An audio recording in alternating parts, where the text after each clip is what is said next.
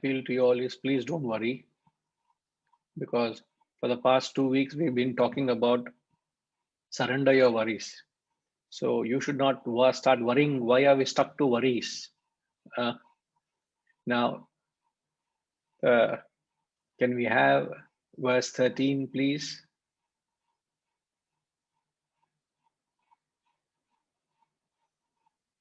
So, oh distracted one, why worry over your wife and wealth? Is there not for you the ordainer?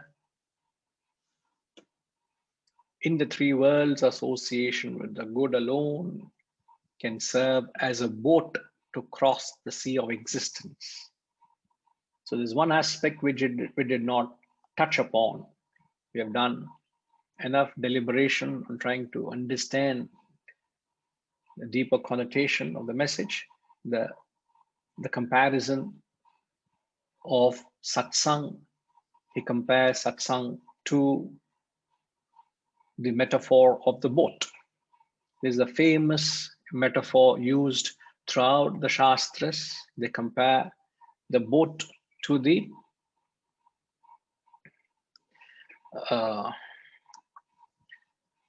knowledge or the association with the gurus or with the higher.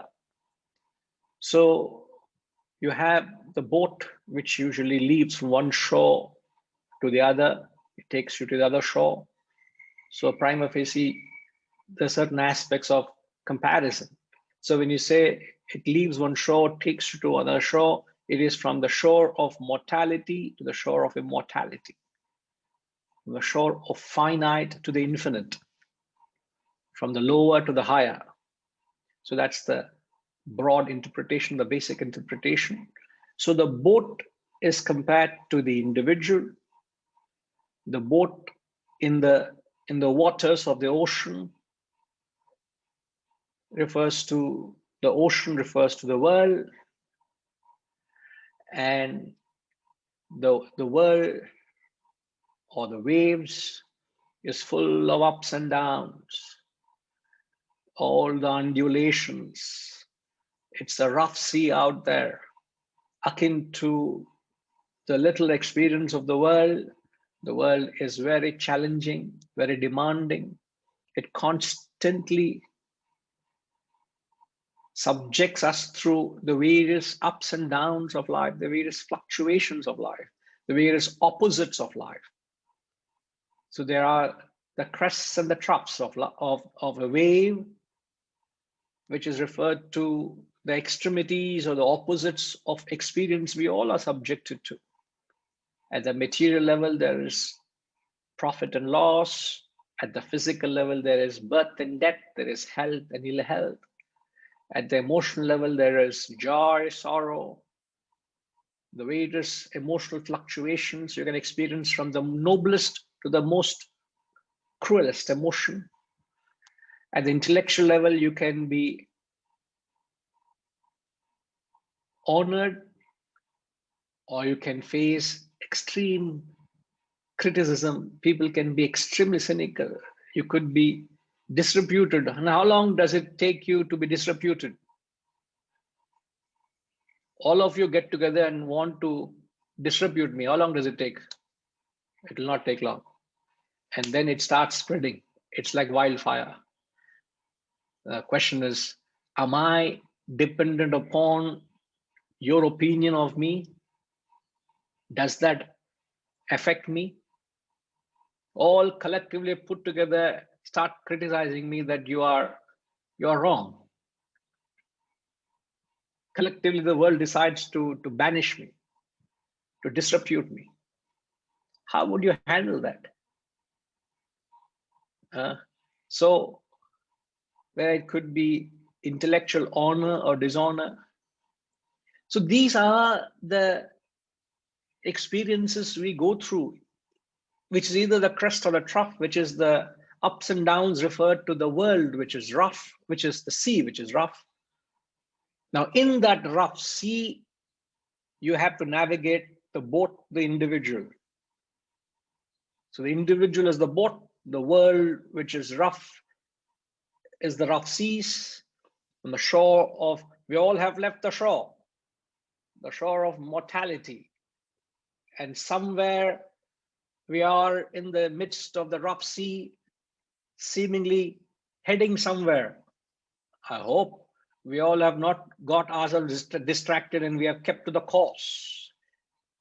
And what is it that keeps to the course? What is it that helps the captain to keep to the course in that open seas? There is that a compass, a small little compass a mariner holds on to so that he can navigate the ship in the open seas. Otherwise, there is no point of direction. You look around, you can get lost in that no man's land, isn't it? So there is that compass a mariner holds on to. And the mariner here is the captain who steers the ship. A ship without a captain is like a driver, is like a car without a steering.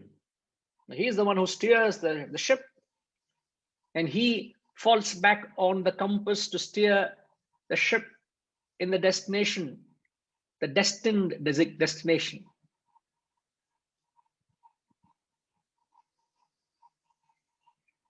So the captain symbolizes the human intellect.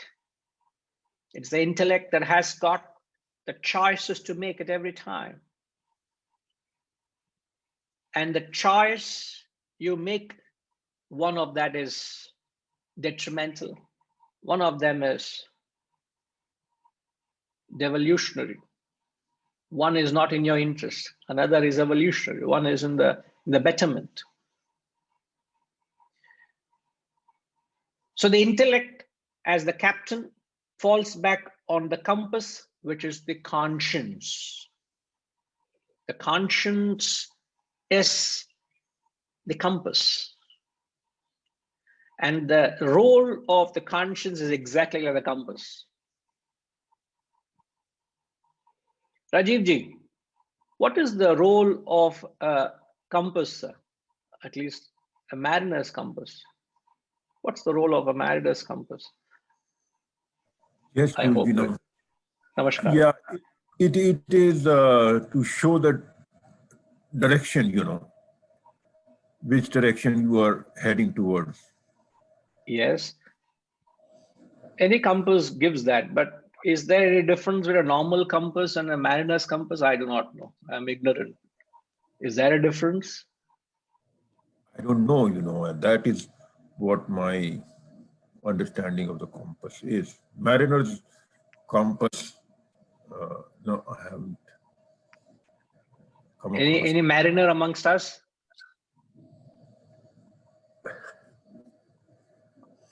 We can look up. Yeah, I'm sure there are people who are already looking it up. No, I know not of a different, but as you rightly said, a compass is that's going to give you direction. But Vijayji, mariner's compass are different. It should. I honestly don't have personal knowledge, but I suppose what you're implying is it should autocorrect. Yes, isn't it? Harishji is waiting to guide us. Yes, Harishji. Hariom Guruji. Yes, sir. A mariner's compass points to the true north at all times. Which is unlike other compasses, isn't it? Yes. Yeah, that's what I felt. So there is a slight difference between a mariner's compass and a normal compass. So a mariner's compass constantly pointing towards the north. Now, what's the implication? If I can engage Totaji.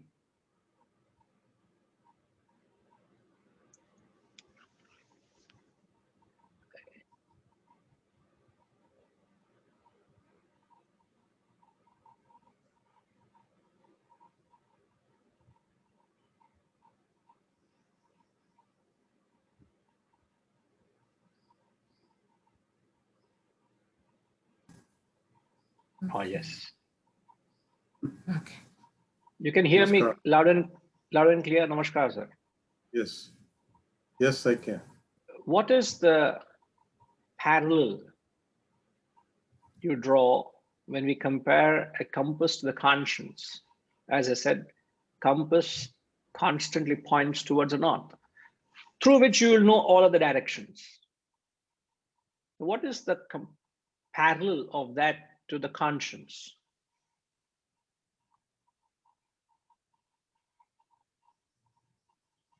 Constantly guiding you in the right direction that you want to head.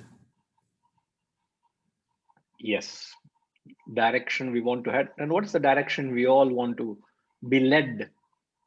To the higher from the lower. To the higher, lower. Yes. Immortal. So what is that? So what is that north in the conscience? Your higher self. The north is the higher self. It is the truth, the reality, which is the destination you and I have to reach. You may know it not, you may not be on it, but you have to get there. So consciously or unconsciously, all of us are getting there. It is better to be conscious and get there rather than meandering and getting lost, isn't it, in the open waters? How many of them are, you think, are clear of the very purpose of life, sir, in your experience of having lived and seen Not life? many. Why do you think so? Because we do not have a clear understanding of our purpose, and we are kind of like a ship in a rudder. It's directionless. It is so We sad, haven't isn't been- it? Sorry, sir. Yeah, go ahead. Yeah, please. We haven't received the proper guidance.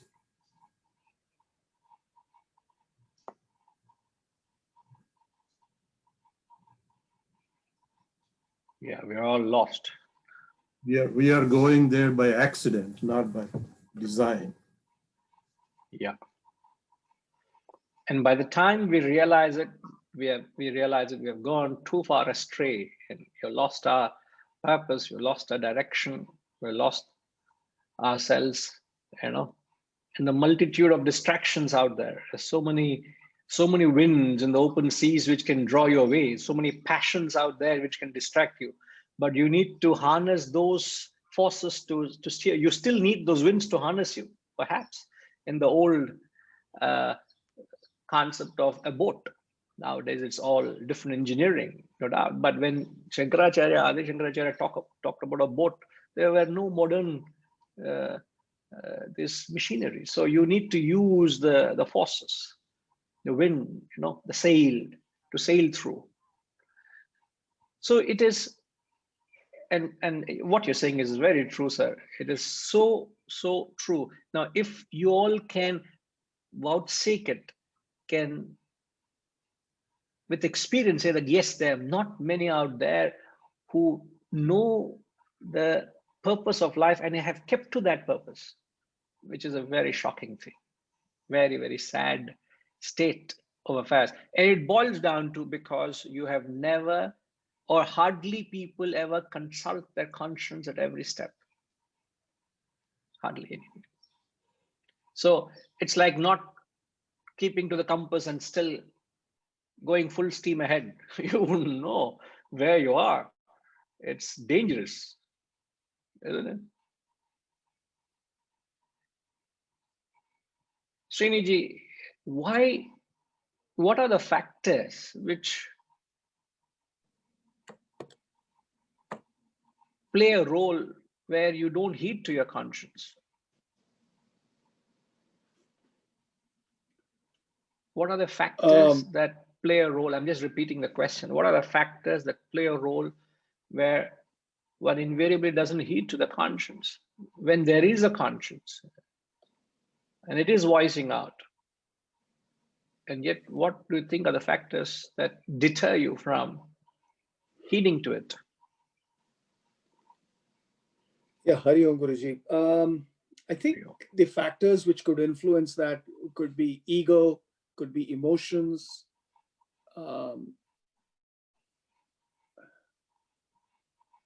could be even fear.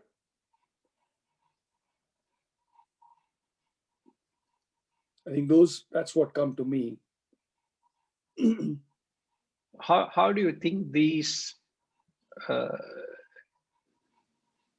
play a role?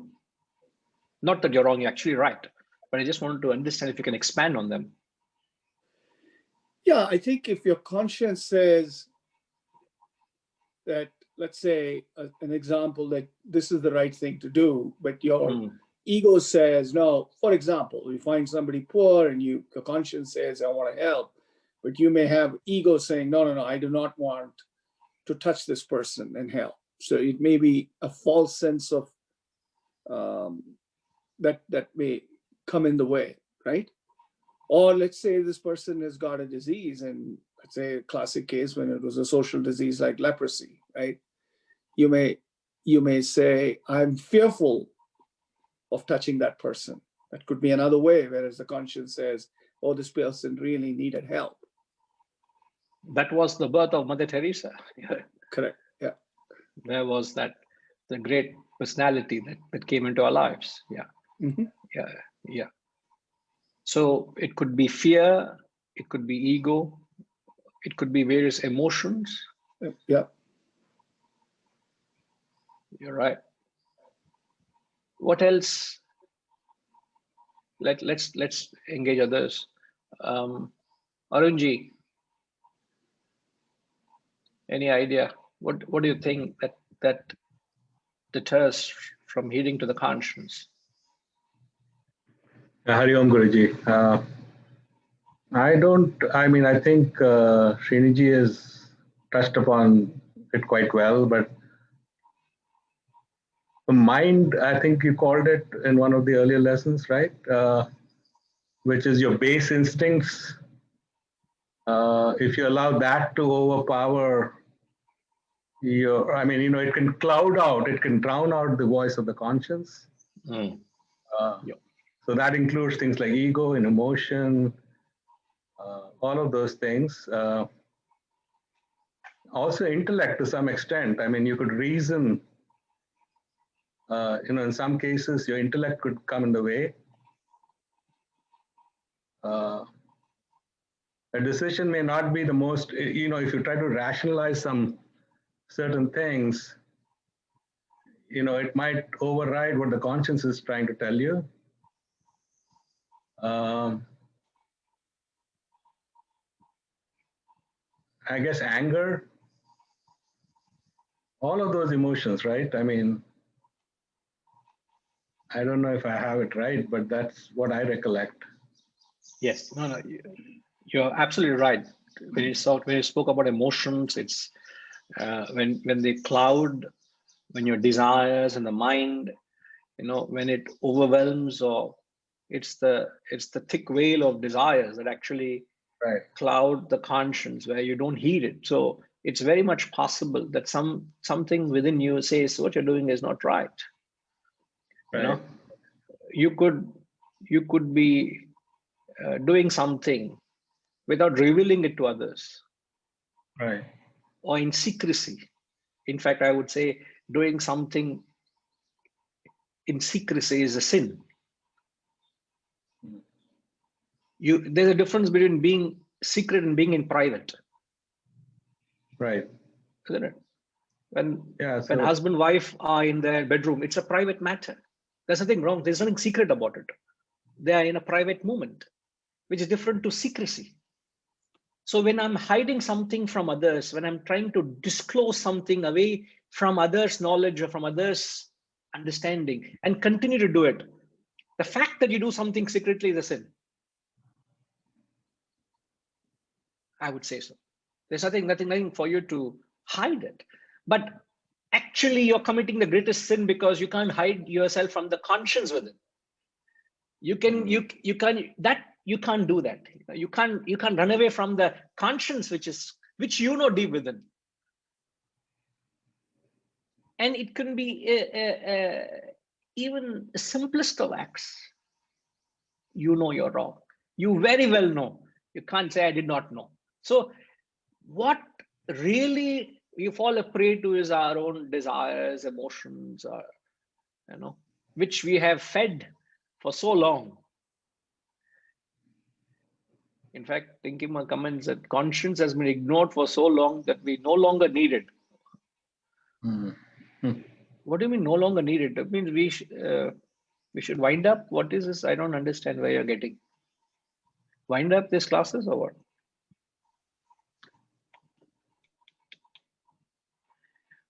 Yeah, as you rightly said, we're all so driven by the mind. We don't understand the play of the intellect.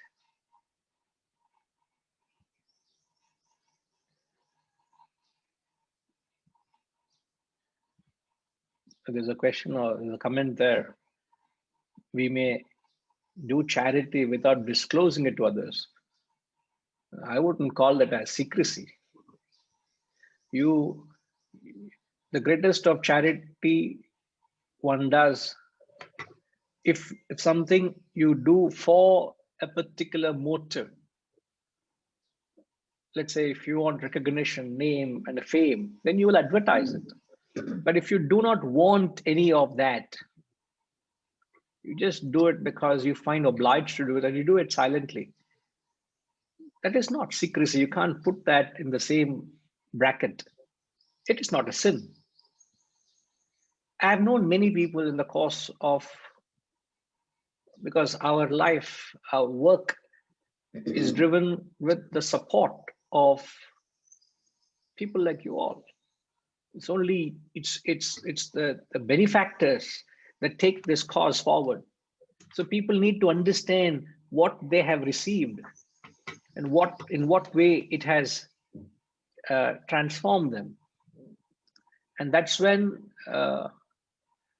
you would know what it is to be benefited, isn't it? And that's when you play a role. And I've known people who just want to do it silently. In fact, yesterday I was talking to, Setuji yesterday evening, and he was talking of a context where somebody did it in anonymity, silently, without a question asked, with so much faith in what was presented to that person. He just did, and he felt so obliged to do it, and he did it anonymity, so much so he didn't want to take reference of that person. I mean, I may or may not know that person, but it's in anonymity. That does not mean you're done a sin or it's in secrecy. No, there's a different reason why an act like that is done. So you should differentiate it that way. Okay, ma? Yes, Tinkima, please. So actually that was a typing error. I said because we no longer heed it. We don't hear it at all. The conscience is dead and gone. So the one alphabet makes all the difference. It's no longer not needed, no longer heeded. I'm glad you clarified it. Yeah. So I still have a job at hand. Huh? Also So, discomfort because we are so used to behaving in certain ways when the conscience does try to, warn us or kind of take us, we are like, okay, now today at least let me carry on. I'll think about it. Next time I'll think whether I should or shouldn't. So because of the comfort of, we are in a certain way of doing things and thinking way, and we just don't want to change it. Maybe the ego also plays a role there. I don't know. Ego plays a role. Hiranji, just a minute, we'll come to you. Ego, why people don't want to change? Because any change requires effort. And any change brings about pain, adaptation, which boils down to tamas. A person who is tamasic means laziness, inactive, that indolent mindset where you don't want to adapt to a new thing in life. That's tamas. So you don't want to heed to it, you know. But the conscience is constantly there. Yes. And I think I remember when we last spoke of it, the only thing that protects you from this sinful act, RPG, before I get to Hirenji, sorry, I just want to complete this thought, Ji. If I can ask RPG, what is it that protects you, immunes you from feeling a sense of guilt or remorse?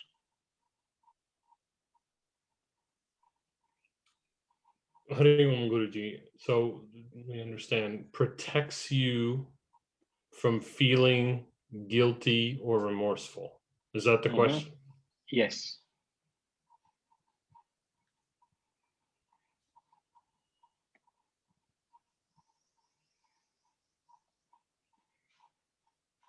So if I've committed something, what element or component is it that keeps me from feeling guilty or remorseful? So I'm not sure I know the answer in the way that you're asking it. Some things come to mind, you know, that the intellect can sort of manipulate things, but I'm not sure that's the direction you're looking for. But you know, when intellect is manipulating, you know very well you're manipulating. It's a conscious act. It's not an unmindful act.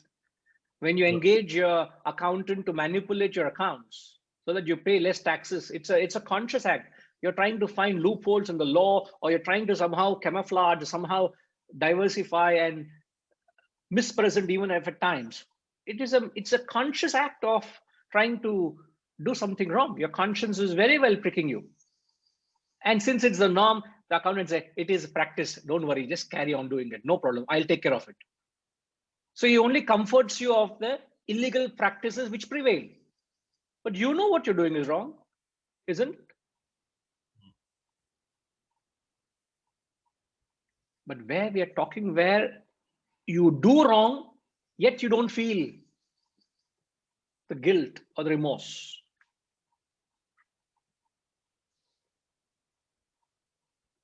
I'll not push you further, Ji. I know what your thoughts were.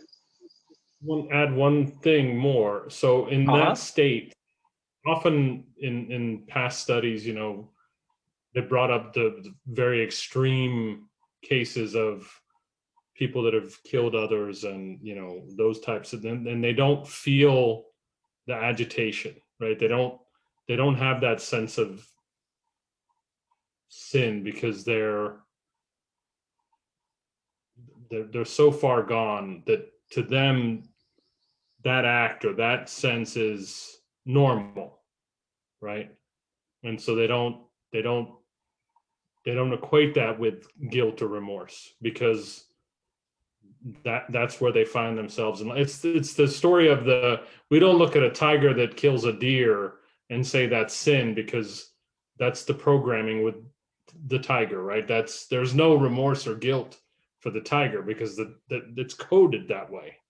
That's an extreme example. That's an extreme example.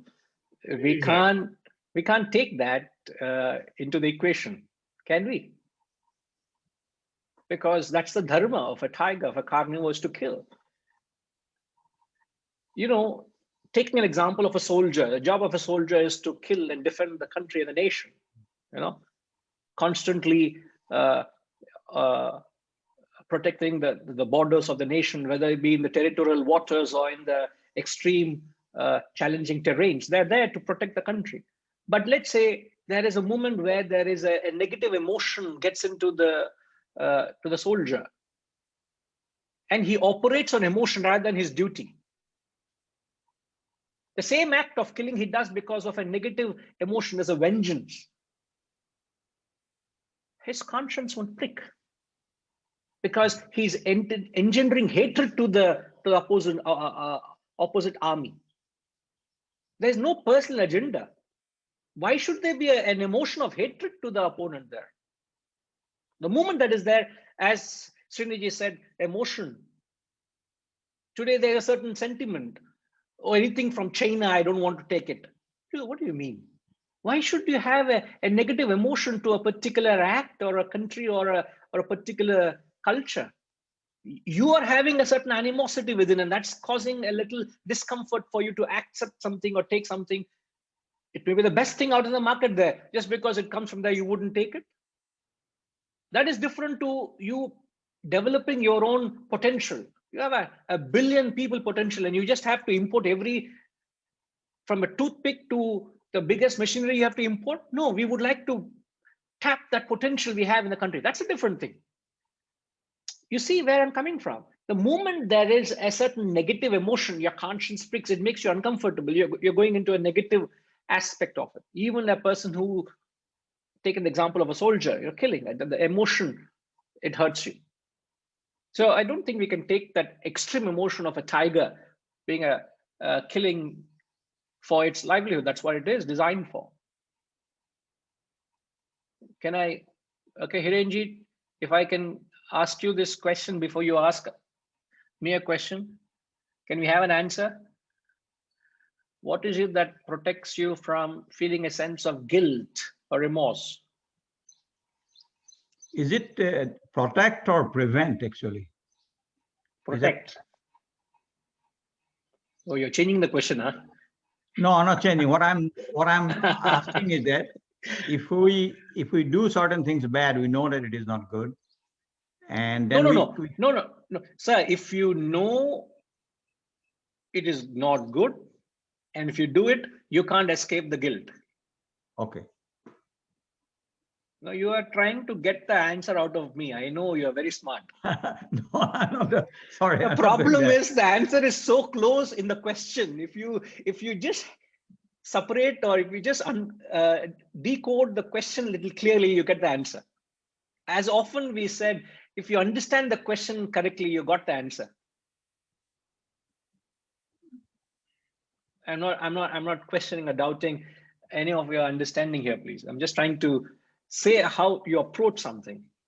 Any idea? Any idea, G? I don't think I have an exact answer on that, but I have a question separately beyond this. I'd like to hear about this. Yeah, can we take this first and then we'll come to it, sir? Sure.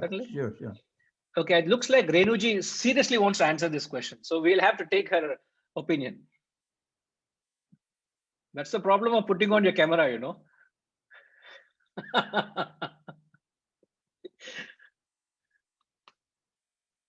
Just a minute, ma. Yeah, Arunji, yeah, I think, have you got the access?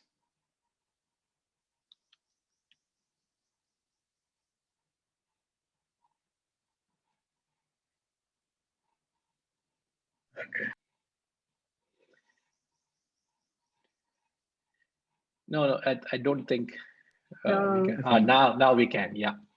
Well, I think it's the emotional justification which we give ourselves to not feel guilty of certain things.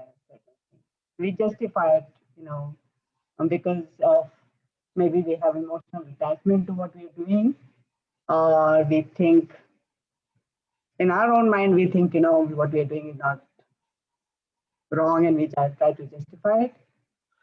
See, so as you use the terms justification and emotional attachment and knowing well, all these factors certainly do create a sense. Why do you have to justify when you're not doing anything wrong?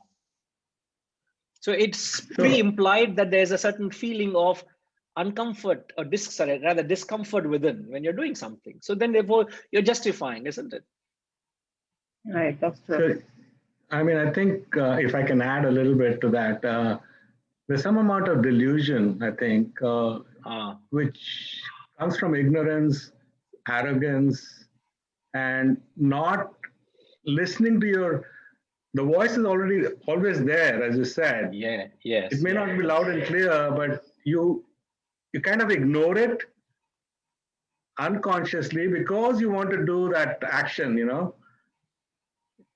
It's like in the back of your mind, but you're not letting it through because you're letting your desires get the better of you. Yes. So it's some amount of that, I think, along with all this other things, justification. So you know, I think you know in your heart of hearts that what you're doing is wrong, but you kind of ignore it at your own, in a way, just so that, you don't feel guilty. No, if I have to Right. do that, if I have to do the job of taking out the right statement from you, other factors create guilt. Right. But there's one thing you said which makes you not feel guilty. And that statement, I will ask Harishji to say so, because he has got it 10% right. He has shared it in the chat. Hari Om, Guruji. No, I'm just repeating what you have taught us. But it is ignorance. When you don't know that it is wrong, I think Ramji also has said the same thing. That Correct. when you don't know that it is wrong, then you don't feel guilty. However, ignorance does not protect you from consequence. Correct. So you can break a law without knowing that you've broken a law, but then that doesn't mean that you will not get punished by the law. That is precisely the point which you mentioned, Arunji. You said ignorance, but you just slipped into that. But if you had examined the question or the statements we're making answers, when you have knowledge of and you don't live up to the knowledge, then comes guilt. When you know what you have to do, and you have to live up to it because you have to live up to that standard, and for some reason you're not able to because of your own inability or whatever, then you use justification to support, but very well you know that you have done something wrong. But when you are ignorant of it, you did not know about it. A simple example is we all have often been told somewhere or other, in some context, that we all have to get up early hours, the Brahma Muhurtam, and reflect and contemplate on this knowledge. You got to study the Shastras, what we are learning. You have to reflect on it. We all have been told from early days, early to bed, early to rise. But then you may say, Netflix is very good when you watch it 11, 11:30, 12 o'clock is so beautiful, no? Isn't it? By 4 o'clock, what is this, Guruji? 4 o'clock getting was too very, very. You may have your reasons and arguments and things. But if you do something because you do not know, oh, I did not know that we have to get up in the morning and study. I never heard about it. That's very interesting. Oh, Sattva is something called the Brahma Muhurtam, is it? Oh, that's very interesting. I'll take a note of it. I'll study further on it. If someone who has not been informed about it all and comes to know of it, and then perhaps adapts that, but the fact that they did not know about it and did it, they're fine. You see that? So it's the ignorance that can protect you from feeling a sense of guilt, but it doesn't relieve you from the consequences of doing an act which you continue to do. But thereafter, you will feel discomfortable. You may set up the alarm at 4 o'clock, but religiously, diligently put it off and go back to sleep. And get up and feel guilty. I should have got up. To the point where your spouse will keep complaining, why you have to put an alarm when you're not getting up and you disturb me? No, I have to get up. There was a lady who was a very ardent student of this subject.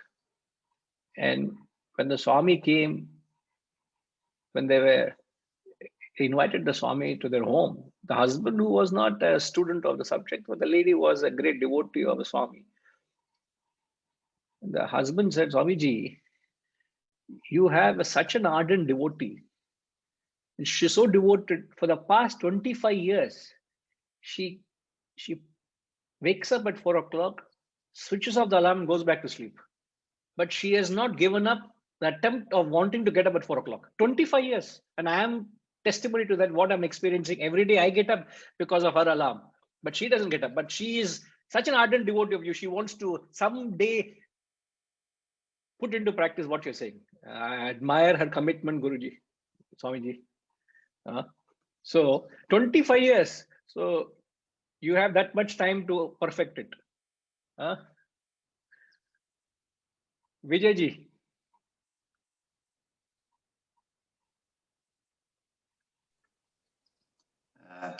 Guruji, I have a small doubt. There should be a difference between actual ignorance and pretended ignorance.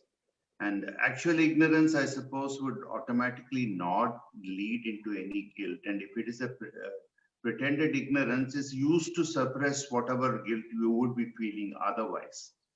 And typically what, I mean, in day-to-day life, we seem to be doing is that whenever you do something wrong and you still want to go ahead and do it in spite of the fact that no, it's wrong, you look for convenient examples.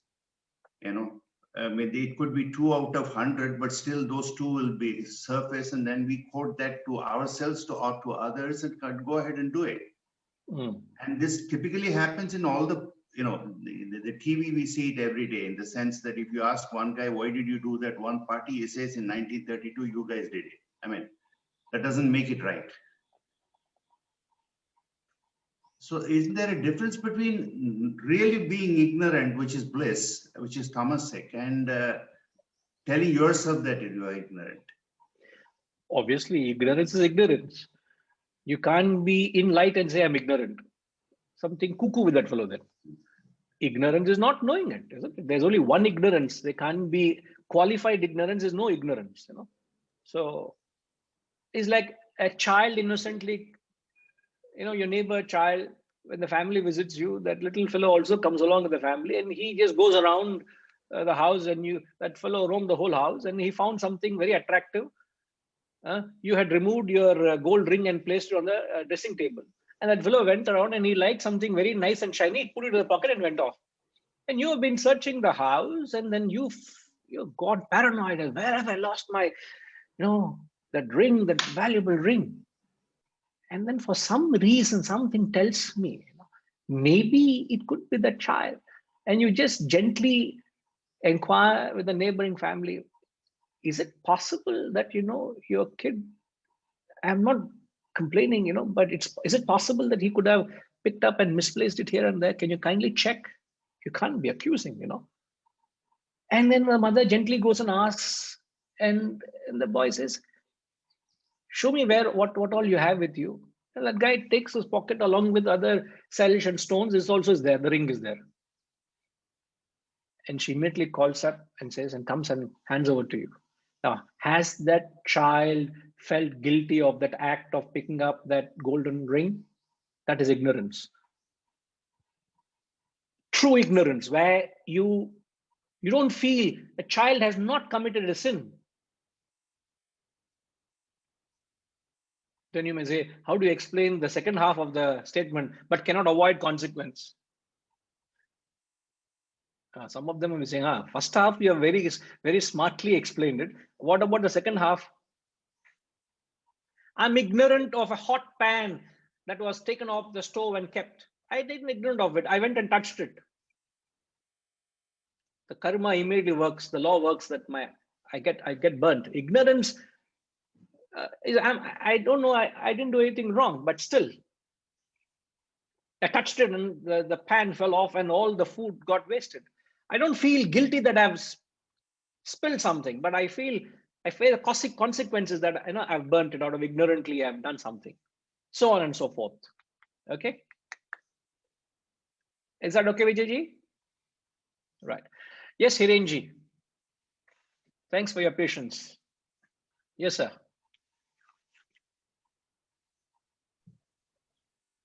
Yeah, I'm not actually. We have gone through a lot of other discussions. So what I wanted to bring when Srinivasji suggested at the beginning that ego is the main problem of not following up with this kind of that looking for going to the higher level of our knowledge.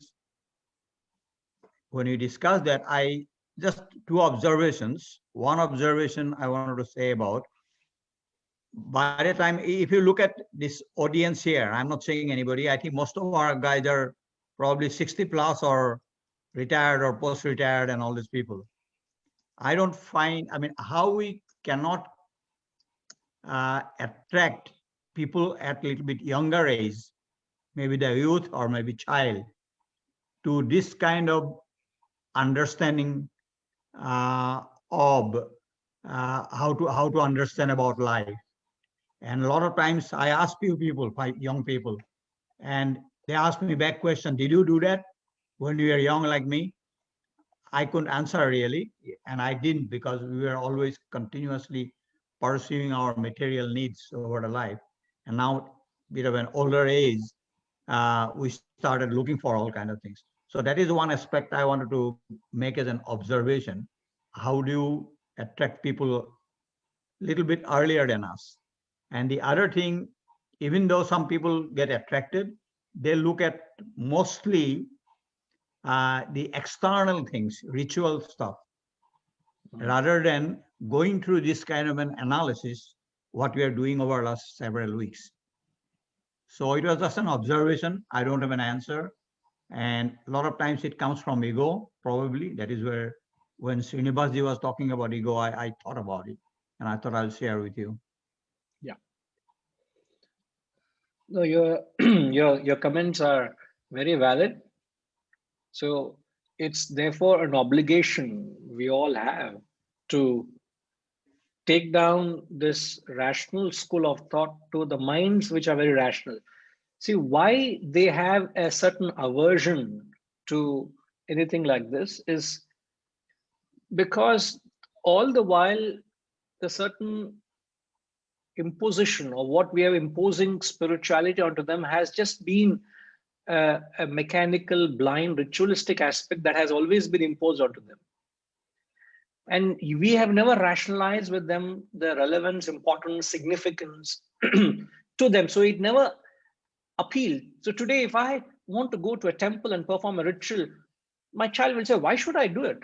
What is the purpose? Why should I get into that ritual? I don't want to do it. What answer we have to convince them rationally apart from a tradition which has been handed down from past? They are questioning, they are rational, they are operating from a different standpoint. And this has brought a certain aversion to anything spiritual.